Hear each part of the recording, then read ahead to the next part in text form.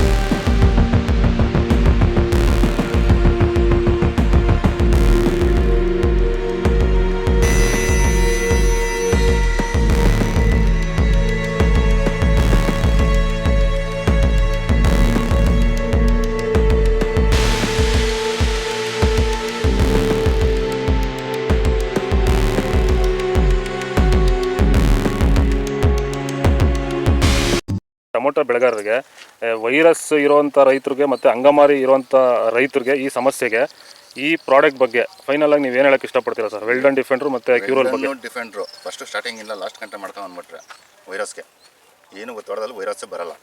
ಅಂಗಮಾರಿ ರೋಗಕ್ಕೆ ಕ್ಯೂರಲ್ ಕರೆಕ್ಟಾಗಿ ಮಾಡ್ಕೊಂಡ್ರೆ ಬೇರೆ ಔಷಧಿ ಹೊಡೆಯೋಷ್ಟೇ ಇಲ್ಲ, ಆರಾಮಾಗಿ ಕಂಟ್ರೋಲ್ ತಗೊಬೋದು. ರೈತರು ಆರಾಮಾಗಿ ಯೂಸ್ ಮಾಡ್ಬೋದು ಇದನ್ನ.